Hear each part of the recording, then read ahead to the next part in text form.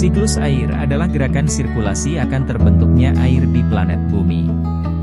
Dalam sirkulasi tersebut meliputi gerakan yang dimulai dari air laut menuju atmosfer dalam bentuk uap, kemudian kembali lagi ke bumi.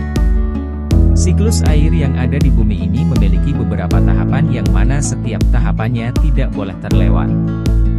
Jika hal tersebut terjadi, maka air tidak dapat terbentuk dan kembali lagi ke bumi. Nah, berikut adalah proses sirkulasi air. 1. Evaporasi. Evaporasi adalah peristiwa berubahnya air dalam bentuk cairan menjadi gas. Evaporasi disebut juga sebagai penguapan. Dalam evaporasi, air di permukaan bumi ke atmosfer. Evaporasi terjadi saat air di permukaan, laut, dan juga badan tumbuhan menguap dikarenakan panas. Adapun, evaporasi pada tumbuhan disebut sebagai transpirasi. 2. Kondensasi. Kondensasi adalah suatu proses yang mengubah air dari bentuk gas menjadi bentuk cair. Ketika uap air naik menuju atmosfer, uap air tersebut menjadi lebih dingin dan mengalami perubahan bentuk kembali yakni menjadi tetesan air kecil. Hal tersebut terjadi ketika uap air telah membentuk awan. 3. Presipitasi. Ketika terlalu banyak air yang terkondensasi maka tetesan air di awan akan menjadi besar dan berat untuk menahan di udara sehingga jatuh sebagai hujan, salju atau hujan es. 4. Infiltrasi.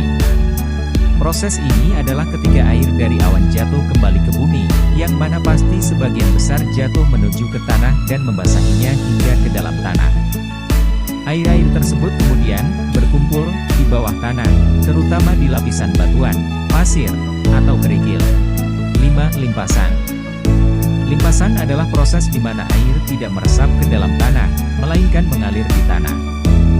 Air limpasan ini nantinya akan mengumpul di sungai dan kemudian mengalir menuju ke sungai yang lebih besar. Jenis-jenis siklus air. Siklus air dibagi menjadi 3. 1. Siklus pendek. Air hujan hanya turun di daerah perairan saja. 2. Siklus sedang. Air hujan turun di daerah daratan, sebagian air hujan masuk ke dalam tanah menjadi air tanah dan sebagian lainnya kembali lagi ke laut.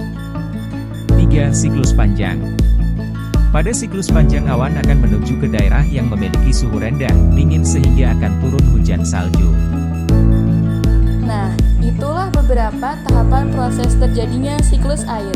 Semoga informasi ini bisa bermanfaat untuk teman-teman ya.